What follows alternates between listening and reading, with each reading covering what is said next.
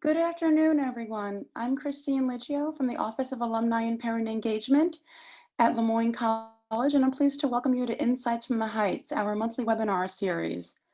In light of the current health climate, we are grateful that we have the opportunity to connect with all of you virtually.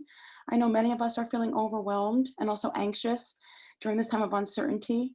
And it's moments like these that we need to support each other and come together however we can, even if it's from the safety of our homes and offices.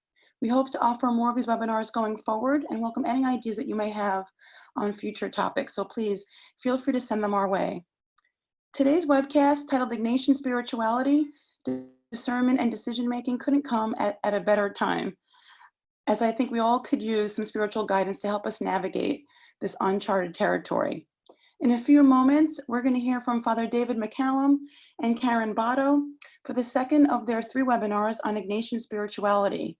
But before I turn things off to Father David and Karen, I did want to share a brief background on each of our presenters for today.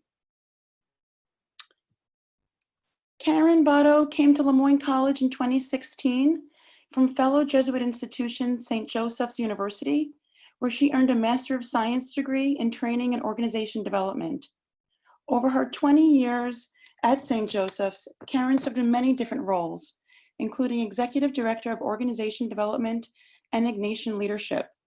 Karen is our Assistant Vice President for Human Resources and Organization Development and works closely with Father David on both internal and external Jesuit leadership training programs.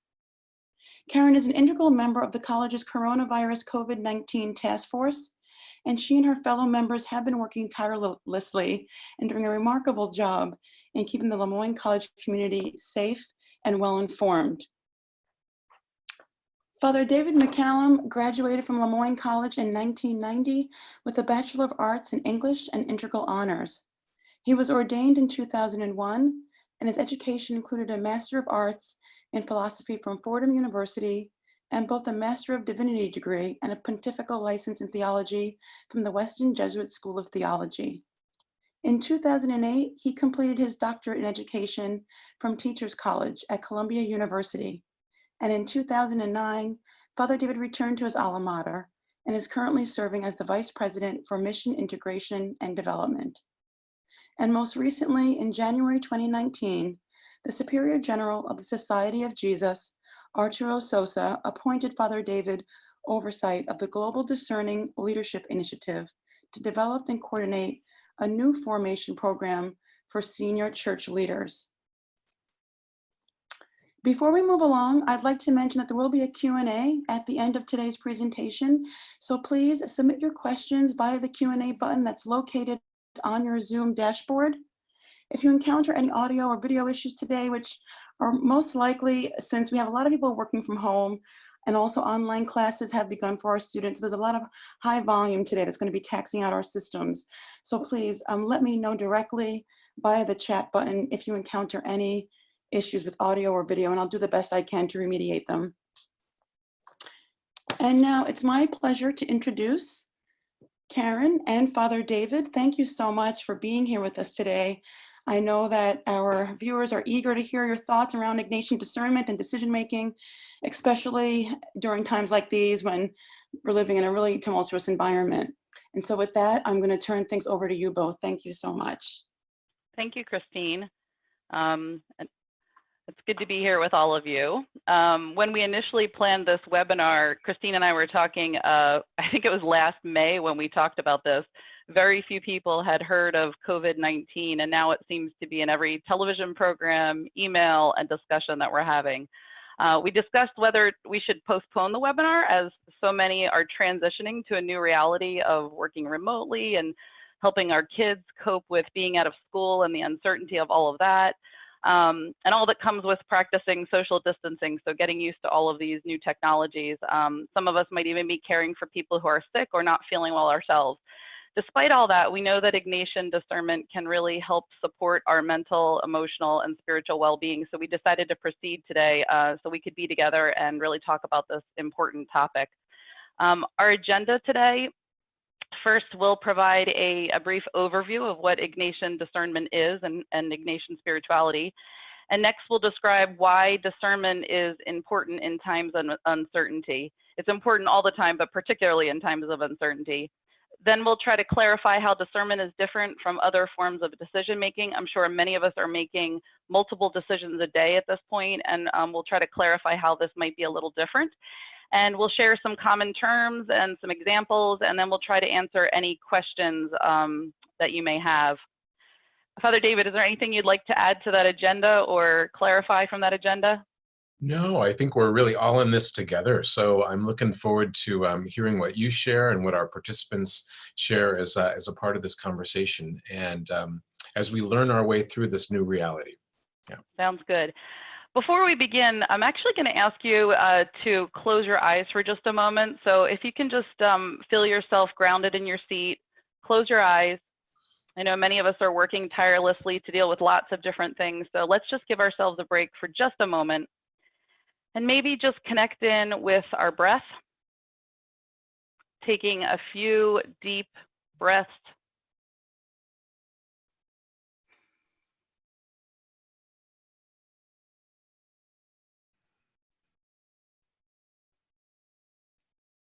Letting our parasympathetic nervous system know that it is okay to relax and release right now.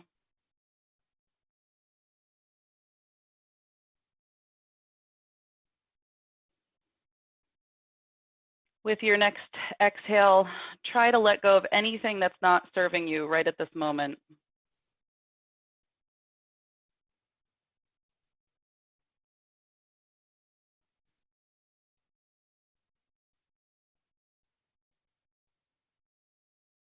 And maybe as we begin, just setting an intention to be here in the present moment for the next 30 to 40 minutes in each other's presence to learn and connect and help each other. Take one more deep cleansing breath and release. And then I'm going to ask David. David, can you explain what Ignatian discernment is? First of all, thank you for that breath and that pause. I think what you just led us through is at the essence of what we're going to try to talk about today. When people hear the word discernment, they often think of decision making, and that's true, it is. And in fact, good judgment is good discernment. But when we talk about Ignatian discernment, we're actually going to emphasize a few things that are sort of specific to that tradition as it's rooted in the biography of Ignatius's own experience. The whole notion of being able to choose well, to choose the good, that depends on our ability to, in a sense, take a breath and sideline what our own egos might choose, or the trigger that might instigate us to react in a certain situation without thinking. Discernment relies on this space between stimulus and response, in a sense, so that we can actually be responsive instead of reactive. And that's a big distinction in terms of what we're describing today. So what Ignatius would say is, in order to have that responsive space, that pause, that breath, whatever is going to help give us that space of perspective between the stimulus and response, we want to widen that space and find freedom there. And the cultivation of our spiritual lives, our moral lives, our character is so much about precisely that, opening up that space, helping us to use it well to make good choices for a greater good than our own, to be able to be creative, to make good decisions, but also to make courageous decisions in times of uncertainty. So discernment it's a way of proceeding. It's also a way of being. And it's that way of being that then helps us to make good choices. Hope that makes sense. Absolutely.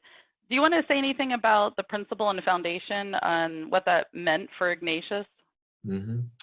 So when Ignatius was basically creating the spiritual exercises, they are all based on this foundation that we've been created as human beings with consciousness, right? To be able to praise, reverence, and serve God. And that's the way that we find our ultimate sense of meaning and value and purpose and joy in life. And in order to be in service to that, which is really, as many spiritual writers have spoken over the years, the praise and reverence of God, and the giving God glory, these are traditional phrases that come out of the Catholic tradition. But in fact, they've been understood in so many different ways. So Irenaeus, a saint from the early centuries of the church, once said that the human being fully alive gives glory to God, right? That when we bring our gifts into realization, when we enact our deep desires to contribute to others in the world, when we live out of our comfort zone and stretch toward people in love and in service and in creativity, this gives glory to God. So Ignatius would say that in order to serve this kind of deep purpose in our lives, we have to have freedom from the things that hold us back, the attachments, the biases, the fears. And so much of the work of the spiritual life is about actually getting some handle on those aspects of our lives, which are part of being human, right? Someone cuts me off as I'm driving down the highway, and I get angry. But do I pause and stop so that I'm not acting out of that anger, right?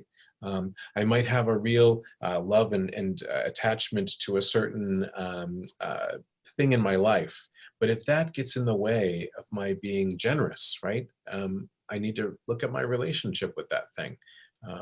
Likewise, if I have compulsions or addictions or anything that gets in the space that, in a sense, undermines that freedom to be for the other and be generous, we've got to ask for God's grace to work on that and to find freedom. Yeah, I've been noticing, so I'm on our COVID-19 task force, and we've been working for what seems like months, but really intensely in the last couple of weeks. And what I've noticed is people stepping up in unusual and beautiful ways to help the other. So all of the boundaries of this is my department and this is my focus has all sort of shifted to the greater good. And so it's a beautiful thing when in times like this, we kind of rise above, what we set as traditional boundaries to some of our work. So I definitely resonate with that. You mentioned earlier that discernment is about responding rather than reacting, which is why it is so useful in times like this, times of uncertainty. We're living in, as we, I think, talked on our last webinar, VUCA times, right? It's volatile, it's uncertain, it's complex, and there's a lot of ambiguity, and that makes people really, really uncomfortable. Our brain is actually wired to search for threats, and that's to protect us, so it's a good thing. And COVID-19, I think, is putting this to the test right now. So we have to be aware that when our amygdala in our brain is triggered, it activates us as a fight, flight, or freeze response. And I think just knowing that that's happening and that we have to counteract that to be most effective, because it's really difficult to make good decisions when our amygdala tells us that there is a threat. So, some of the things that we just talked about, taking a deep breath, setting things with intention, questioning what boundaries we've put on something are really important. But I think the first step that we all have to realize, and even those of us who teach this, we have to realize that we are going to be triggered in many, many ways. And how do we know that we're being triggered? Is it our tense muscles? Is it that we're not sleeping or eating? Is it that we're snapping at family members? Because these are all signs that something in us is triggering us, and just being able to take the pause to acknowledge what we're feeling. This became clear to me the other night when I had been working nonstop. I was working through the weekend. I wasn't sleeping well. And I just started realizing that I was feeling really sad and frustrated and anxious. So just taking a pause to do a little self-care, which felt counterintuitive, was challenging. I did a little journaling in my journal to try to get in touch with what I was feeling, maybe what I was putting on other people and what they might be feeling, and that wasn't the right thing to do necessarily. So to really get clear, discernment is around sorting out some of these feelings and having some spiritual perspective on what's going on with us. And so my advice is being extra patient with ourselves and then with others in this time, and realize that we may need to ask for forgiveness, or we may need to forgive ourselves when we've been in some of these situations. Do you have any other useful tips when our amygdala has been triggered that you use? Yeah, and it does happen to all of us. And it's not as though feelings of panic, anger, fear are bad in and of themselves, but it's what we do with them that's really the difference. The difference between doing something out of panic and doing something out of precaution might look very similar, but in fact, they're so different. And this past weekend, I think as we were really as a people being confronted with the dramatic changes that we would have to deal with in our lives, and the fear that came over people, wanted it kind of instigated people to action, right? So a lot of people went out shopping, and instead of just taking what might be enough, right, they took a lot, and there was a kind of meanness sometimes in people's interactions with each other. By and large, though, I think people are trying to do this with a lot of patience and a lot of sense of preparedness and purpose rather than that sense of panic. So again, how do we open up that space between reaction and response? How do we be intentional? So one of the things that really helps me, Karen, is that if I'm feeling overwhelmed, I try to take a breath and remind myself, what values do I really hold dear? Mhm. And if I've started to think more about my own self-preoccupation than about the care and concern for others, I can reset. Or I think about my purpose in life. And this is not something that a lot of us might do, but when we pause and really think about what's my mission in life, what's my purpose, what kind of contribution do I want to make? And we can do that as a kind of, I don't know, steady course through these ups and downs that we're facing. It helps to give our life meaning and purpose even on a daily basis. That purpose might be very simple. Like if I'm a person who is an elder and I'm not able to leave the house much, my sense of purpose might feel limited. But I might use that time to pray for all the people who matter to me and for things that are important to me. We've got Jesuits who are in the infirmary down in New York and in Maryland and in Massachusetts, and their job right now, as they're in their later years, is to pray for the church, for the society, for the world, and that's no small thing. So purpose really, I think, gives us a path through uncertainty and helps us to navigate. I agree with that. As all of this was unfolding, I was swirling with what's HR's response? What's my response? Who am I called to be in these moments? And one of the things that I really felt very strongly about last night was telling people how grateful I was for them.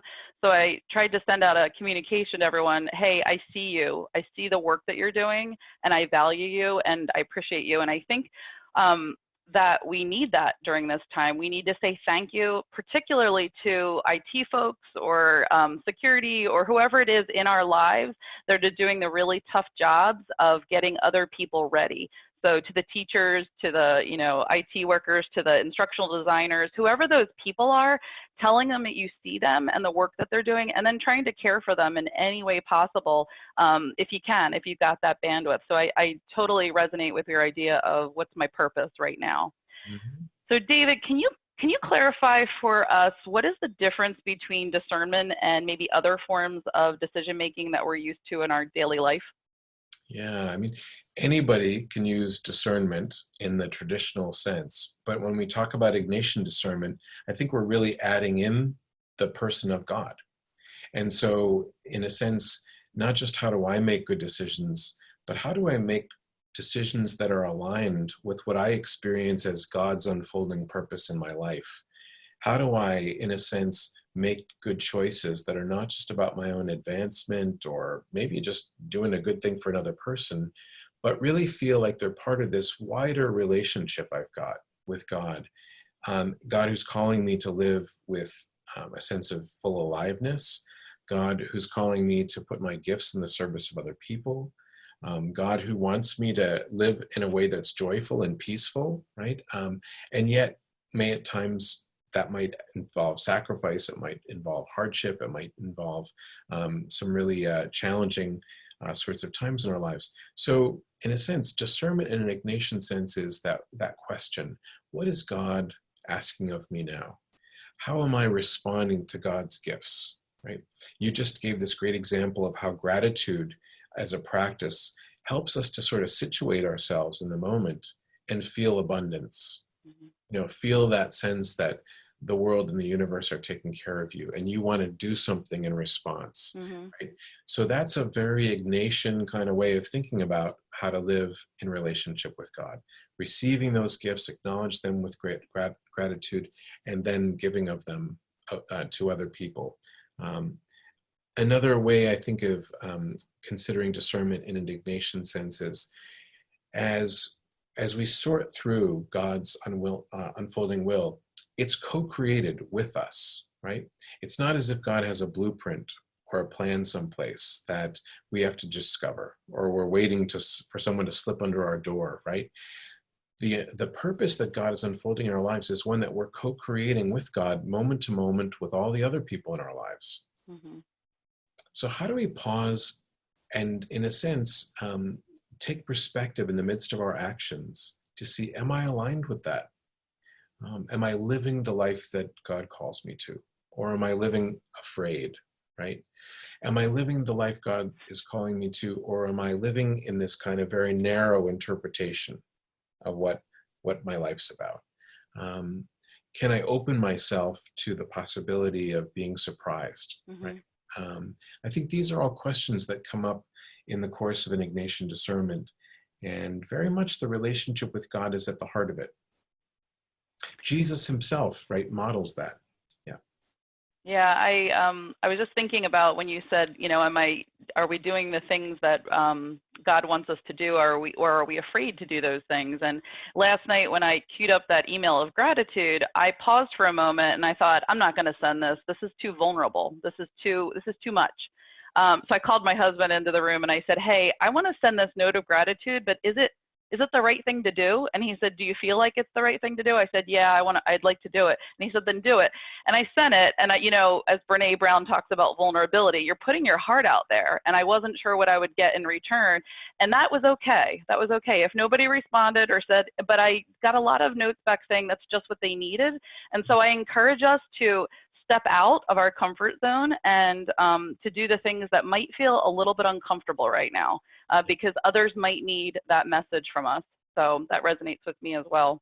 Yeah. Karen, can I mention too that, throughout a couple of your examples, it really strikes me that as we're trying to care for others, especially as leaders or as, heads of families, we really have to also be mindful of our own self-care in the process. Agreed. Yeah. So much of discernment is being at our best so we can be at our best for others. It's about, holding healthy boundaries, respecting our limits, understanding we can't do everything. We're in a situation, as we know right now, where everybody in the world, maybe for the first time in human history, is sharing the same experience. Mm-hmm. And we have an opportunity as human beings, if we step back, to really see this as an evolutionary moment, right? Yeah. As people, as human beings, to take stock of what's really important, to make some real choices about our priorities. Mm-hmm. And if self-care, right, is going to be part of the equation, what do we need to do in a way that is mindful, self-compassionate, and hopeful for ourselves, Mm-hmm. so that in our relationships we're maybe less impatient with our circumstances, more open to what is being called forth from us, from the people in our lives, the service that they might need from us. I know Ignatius warned not to make any big decisions when in desolation, and when there's a swirl of all of this, anxiety going on, it's hard because we have to make decisions in times that seem a little bit frantic. So I agree with you wholeheartedly that we have to do a lot of self-care, even though it might feel like it's the odd thing to do. Getting a good night's sleep, drinking lots of water, journaling when we need to about challenging emotions that people are feeling. Perhaps people are feeling, I know a lot of people as they move to remote work are really struggling right now because they haven't maybe used the technology, or the dogs are barking in the background, or the kids are, there was a funny post last night on Facebook on what the kids are doing, behind the scenes while you're having these important conversations. So I think we have to take it with a little bit of humor and laugh from time to time, and make sure we're meditating and praying and maybe doing a couple of yoga postures, because our workstations are probably not ergonomically correct anymore if they were to begin with. So all of those things, because we can't make good decisions without the self-care to put ourselves in the right kind of frame of mind. So I mentioned one of the terms there, desolation, things that maybe draw us away from God and others. Do you want to talk about consolation or the really important concept at Ignatian discernment of inner freedom? Sure. So our direct experience, right, is the way that God communicates with us, and the movement of feelings, and also the movement and experience of faith, hope, and love, how we relate to those things. Those are really critical from Ignatius's perspective as the language, right, that helps us understand what God is communicating through us. When we experience what we would call desolation, it could be feelings of sadness, despondency, paralysis, right? It could be feelings of panic, of alienation from ourselves and from others. And what Ignatius said is what it leads to is a diminishment of faith, hope, and love. And if we're experiencing that, and it would be natural that we do during these times of uncertainty, Ignatius had all kinds of recommendations as to how to stay away from acting from that space. As you just said, no big decisions. Consolation, by contrast, are the experiences where we find ourselves growing in faith, hope, and love. And often the byproduct of that is we feel peace. We feel a sense of meaning and purpose. We have a sense that, even amidst all of the craziness and disruption, ultimately things are going to be okay. And that consolation is the place from which we do want to make decisions. We do want to lead from that kind of sense that ultimately God has us. And even if it's a mystery and we don't feel it at the moment, if I place my faith in God, that too is the movement of consolation, right? Mm-hmm. God and other people. Inner freedom is that sense of like being able to take perspective on the places where we have a lot of biases and attachments and give them a little bit of breathing space, right? A lot of people think that they're not biased at all, right? I'm not biased, but we all are. We all have different lenses that we look through based on our experience. So this becomes something really challenging for people, the ability to be neutral, right? Yeah, that the inner freedom that's essential for Ignatian discernment really just requires conscious awareness. And our consciousness actually shows up in a couple different ways. Awareness is different from focus, right? Focused attention. If we think of ourselves when we're watching a really great movie, or we're really engaged in a sporting event and we're just totally glued to the action on the field, we're in it. But that's not awareness, that's focus, right? That's attention. What Ignatian discernment requires is that awareness as if you were actually looking at yourselves and witnessing your engagement, right, in the movie or in the event. If we don't have that wider space of awareness, we can't make the freedom, we can't actually choose the way that God is calling us to. So it's a little bit of a difference, but I think it makes a huge difference. Awareness, attention. What's your recommendation when someone says, I am strongly holding to this, I know that I'm attached to it, and so, and I can't let go of it? What's your advice to them on something like that? I think the curiosity about what's really at stake, right? Mm-hmm. And what's the story we're telling ourselves about why it's so important, and allowing ourselves to see from different perspectives, right? Those are a couple of the ways I think we get some objectivity about the attachments in our lives.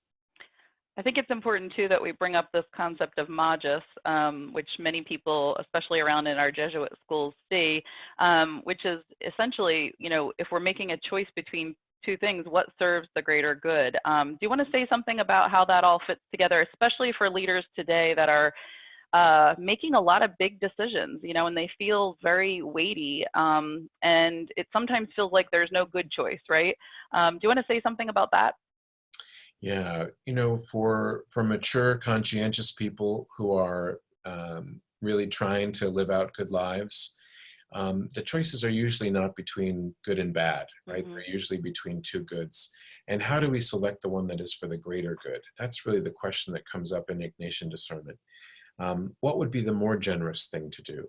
What would be the way of bringing people a deeper experience of our presence rather than our distracted multitasking presence, right? When we think about this current context, there's a lot of folks who are very concerned about the economic situation of the United States and the rest of the world. But in fact, the greater good has to include not just the economy, but the greater social good as well. Right. If we don't allow more of those factors into our decision making, we're going to make poor decisions or decisions that have consequences that we would rather avoid.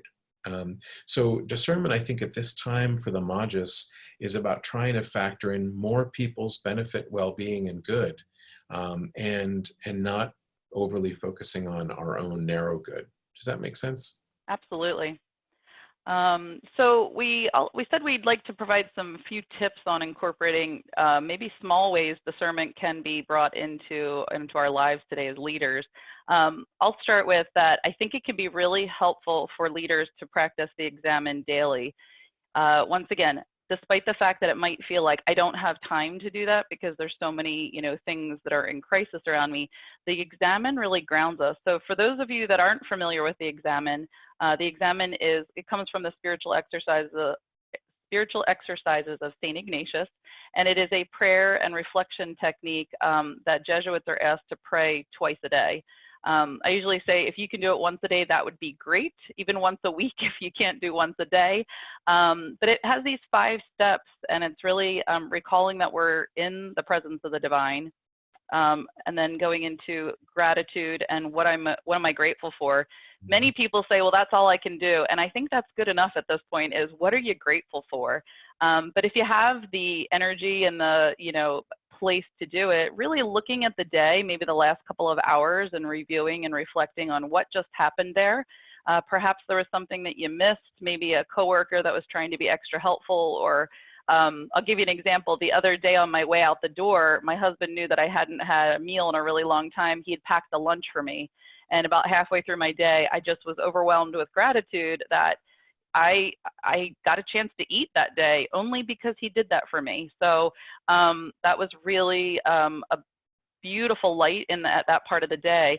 Now, the next part is saying thank you for that. So making sure that I let him know that I noticed that he did that for me, and I was really deeply grateful. So so continuing on, there might be times where as we make decisions quickly that we're stepping on each other's toes. So perhaps we need to forgive ourselves and forgive someone else who maybe is stepping on our toes. And then what do we need from God? So there's this 5 kind of places that we can kind of connect with God in this daily way to begin practicing discernment and begin seeing God in the midst of all of the, what can seem very chaotic. I always say if you can't do the full prayer, just at least consider reflecting on gratitude and what are you grateful for, and maybe jot that down and let them know that you're grateful for them. David, do you have other ways where people could incorporate discernment into their daily decision-making process? Yeah, and basically just in their way of relating to their own lives in this really disrupted time. So I've got a couple of them. One is to take moments each day, maybe a handful of them, when you just pause, take a breath, take a sip of your coffee or your tea, and really just connect with the moment. And we know that our attention very often gets preoccupied with the past or with the future, right? But to remind ourselves to be where we are at the very moment helps us to get rid of or let go of some of the regrets from the past, the desires for do-overs, and it really helps us to allay some of the anxieties that come from the uncertainty of what's unknown in the future. Another is to be aware of our own inner critics. And, all of us have that little voice that speaks up and at times really can put us down. And there's a certain value to that. Conscientious people obviously are going to be sometimes hard on themselves, but we want to also remember to listen to our own inner best friend. And what's that voice in ourselves that helps us to be reassured, to know that things are okay, that we're not alone. We might use that language of critic And best friend, what Ignatius would say, is the enemy and the good spirit, right? So we want to listen to that good spirit. If we feel very panicked about the situation that we're facing, one of the things that's really helpful, as I said before, is ground yourself in your sense of purpose today. Like, what do you want to make as your personal mission through the next several months of uncertainty? How do you want to show up in the world and make a difference for others? Can you clarify that and remind yourself of that whenever you feel that sense of being a little bit uneasy or afraid? Those are a couple. Yeah, I think the other thing is that we're making a lot of communal discernments today, or community decision making, right? And there's lots of people that are impacted. So if you are working with a team or a unit, maybe doing a little check-in when people get there, because they're all bringing a lot of different energies to the meeting. And so little check-in on how people are doing. Once again, it might feel unusual, but it's really important at this time to say, how are you doing, right? How are you feeling right now? Also realizing that no leader nowhere around the world has all the answers, has any of the answers at this point to this. So we have to work together. And so checking in with other people on where they are. I was in a meeting the other day, and one of our leaders who had to make a difficult decision said, I want to check with everyone in the room on where you stand, and I want you to be honest with me on where you stand on this, so we can make the best choice. And one by one, there were about 20 of us in the room, took the time to check in with us on what we were feeling, let us voice things that were challenging about the decision, and ultimately what our advice was to this leader. And it was a really beautiful moment of communal discernment and making decisions as a group. So that's another way that people can build that into their decision making. Karen, I have one more that I would recommend, and then maybe we can open it up to the Q&A. Sounds good. You know, one of the beautiful benefits of a discerning kind of way of being in the world, being contemplative in action or mindful, is the ability to reframe the situation and to see the upside, to look for the silver lining. You know, even as we're all of us, I think, getting pulled out of school these days, we've got a different curriculum that we've got to learn our way through, and that's going to happen on a daily basis. So how do we actually find the beauty, the benefit, the good things, the things that we want to give thanks for out of this experience, which we wouldn't have chosen, right? But nonetheless, this is our reality now. And if we bring that reframing spirit to find the good, to be creative, to look for all the opportunities to be at our best, despite the fact that the circumstances don't really support it, that is, I think, evidence that we're discerning in an Ignatian way. Agreed. So should we dive into the questions that were sent ahead of time? There were a couple of them. Should we start there? Yes, that sounds really good. Thank you so much, Karen and Father David. We have received a lot of questions that have come through, both in advance and also during the presentation. So we'll see how many we can get to today. They're awfully good questions. Your information was so timely and comforting. So thanks for providing this to all of our alumni and parents and friends out there. Sure. So for our first question, I wanted to ask, in medicine, we are having some conversations related to burnout versus moral injury. How can or does Ignatian decision-making fit into the matrix of this conversation? Wow. Yeah. So the situation of medical and health workers right now, we know, is so overwhelming, and there's no easy answer to this question. So in many ways, it is the kind of thing that we would want to bring to discernment, and not just by any one person, but as Karen was saying, in a very communal way, by all the stakeholders who are being affected. You know, the choice that individual people make to go above and beyond and to really take risks in order to be of service to others, that's a very deep personal choice. And then there's the space where institutions have to make policies and procedures around those choices. Discernment can play a role in both. You want to get the facts clear. You want to understand who's got the authority to make the decision. You want to give people time to sort through the different angles, the pros, the cons. And then on the basis of all of that, you know, open up a space where people feel that God is present and inspiring the conversation even into places and solutions we might not have anticipated. Those are a couple of the things I would say in response to this really important question. Karen, how about yourself? I think you said it all. Okay. All right, thanks to you both. So moving on to our next question. Karen talked about not making decisions when we are in desolation. Yet many times it is exactly when we are in difficult situations when we must make decisions. Do you have any guidance on that to share? Sure.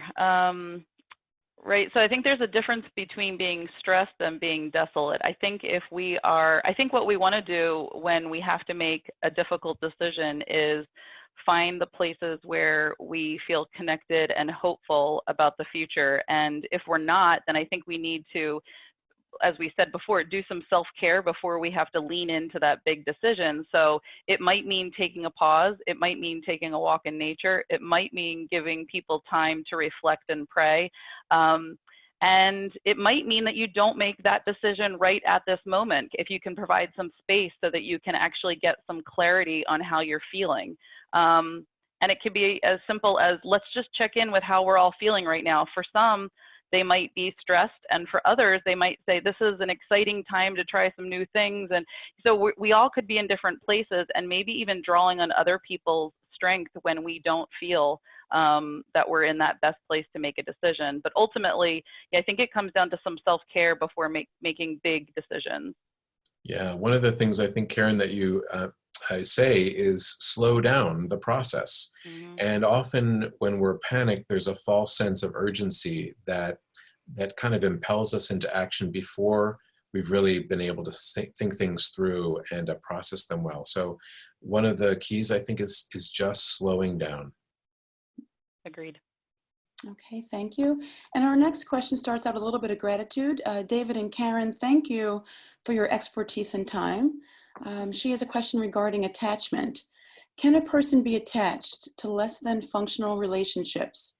Do you think that as a function of the crisis, people might think about ways to recalibrate wounded, unproductive relationships, both personal and productive?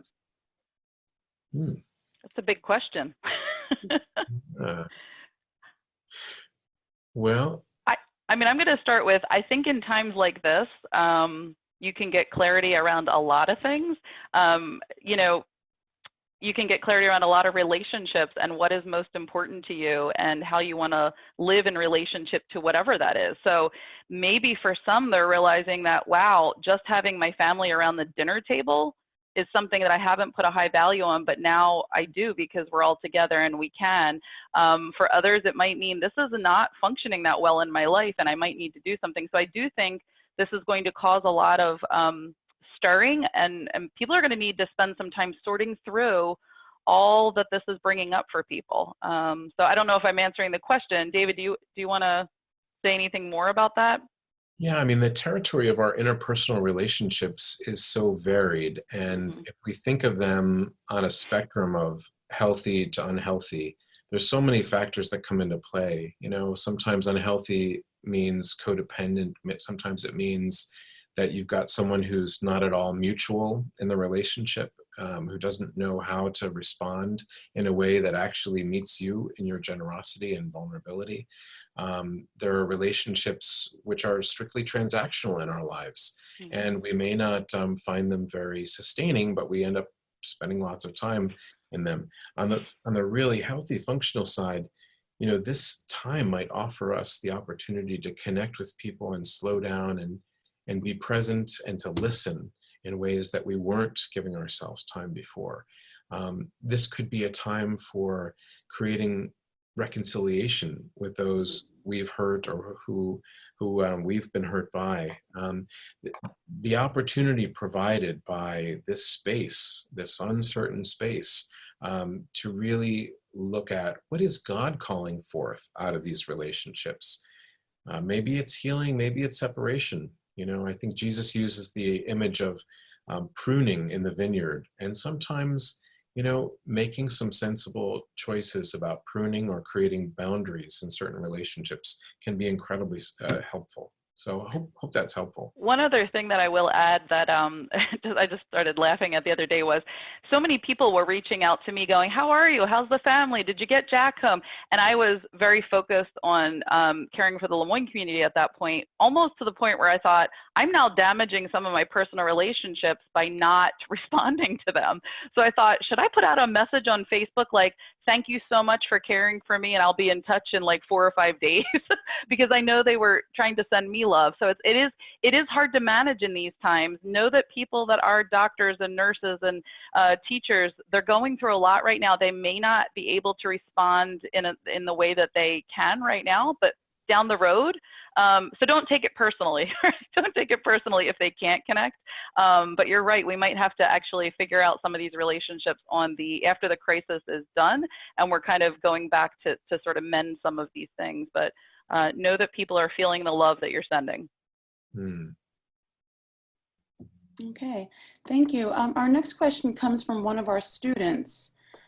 So for our students, especially who are used to structure and vast campus support, they're really struggling right now. Any advice as to how students can ground themselves as they are now not only worried about schoolwork, but maybe now responsible for other atypical tasks, such as taking care of siblings? I think that is such a good question. You know, my son came home from college the other night and someone posted on Facebook about how it was important to realize that they have a lot on their plate. They're not coming home for summer break.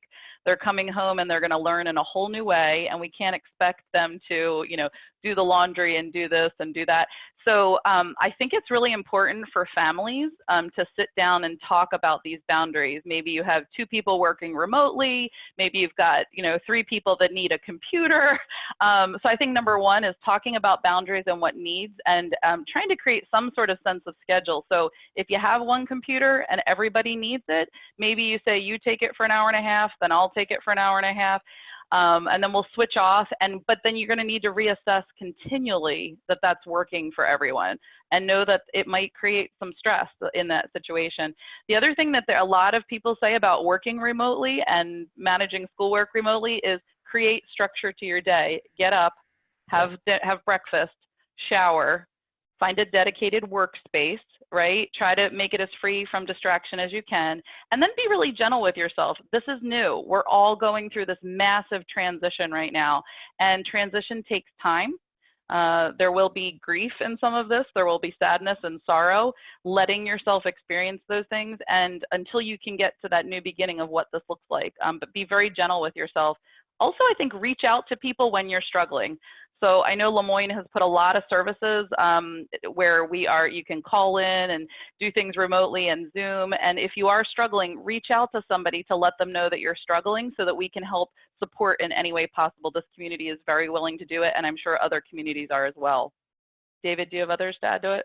I think that's an awesome answer. And I loved what you said about, you know, now that families, and in our case, my Jesuit community, now that we're kind of forced together in a different way for more prolonged periods of time, we have to come up with some ground rules to help us really make this work. And even to use some imagination about how we want to make this not just workable, but fun, you know, purposeful, creative, enjoyable, you know. I think we could rediscover all kinds of things about, you know, simple things that give us a lot of joy, playing cards together, you know, playing board games, just really enjoying one another's presence, and really being discerning about how much we use technology, right? If we're going to be spending as much time as we are working from home and from the computer for our schoolwork, we really should be careful about overdoing it when we're on our own, and use that time instead for some exercise, some fresh air. Experience in nature is going to be so critical. Okay, great. Thank you. I do realize that we are getting close to the top of the hour. Would you like to answer 2 more questions and then we can look to wrap things up? Sure. That sound good? Okay. Yeah, we received a ton of questions. So how can we help other Catholics as lay people now that there are no masses in the diocese? Oh, you know, this is a great question. So Massimo Fagioli, the author, and he's also a historian, a church historian. We're just talking about this morning. he wrote an article in the International Le Croix magazine suggesting that, television masses, yes, they may be satisfying for some, but what we really have an opportunity to do as people of faith is to go and read the scripture passages from the day, from the Gospels of the day, to spend time as families and as small communities in prayer, to create rituals that are really close to our tradition. And, he was recommending, for instance, praying through the Psalms. There doesn't have to be a huge deprivation, right, for our spiritual lives if we make sure that we're connecting with God on our own, if we're connecting with God in some even small virtual community, if we're using the resources of outreach that express our faith in action by serving other people where we can. All those things, could be very satisfying during this time when we don't have the opportunity to gather together as larger communities at Mass.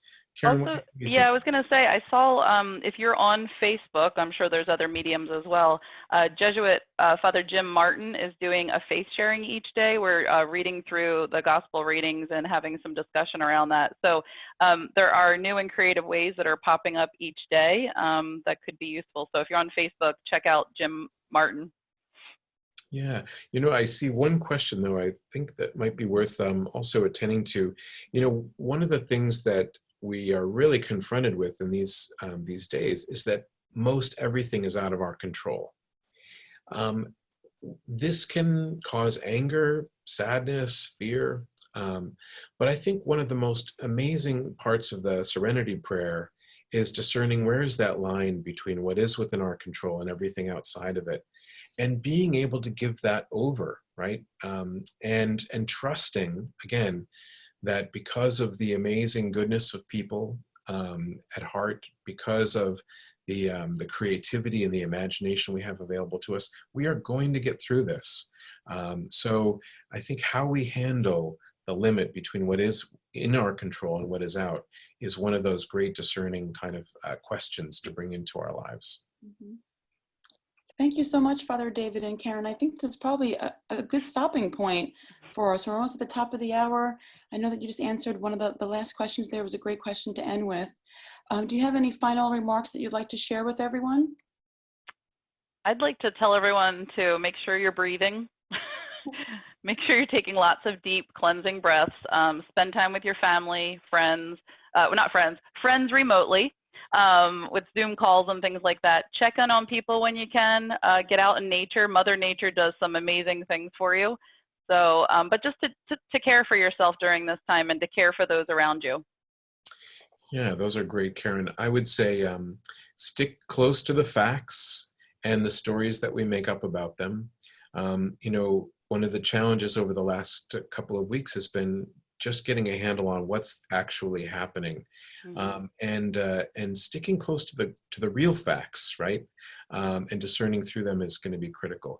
Knowing, right, what narratives we're creating, what stories about our experience, listening to that good spirit to see the benefits that might be hidden at the moment, but could be revealed to us, for looking at the flip side of things, for reframing and finding the silver lining. That's going to be so critical going forward. And making a commitment to that, I think is one of the helpful things that we could do going forward.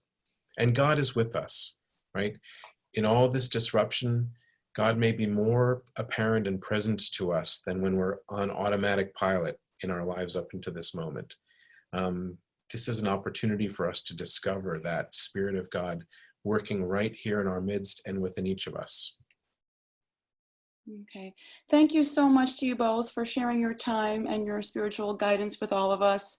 And I also wanted to thank everyone else for tuning in today, and for submitting your questions. If you have any lingering questions for us, or if you wanted to send us any ideas for future webinars, please send them our way. You can reach out to us directly via email or phone call. And also, before we sign off, I did want to mention that Campus Ministry, they have launched a social media campaign to help fellow Dolphins continue to support each other during this challenging time. So please be sure to join us on social media to share your words of encouragement, of hope, of love for fellow Dolphins using the hashtag Heights and Hearts.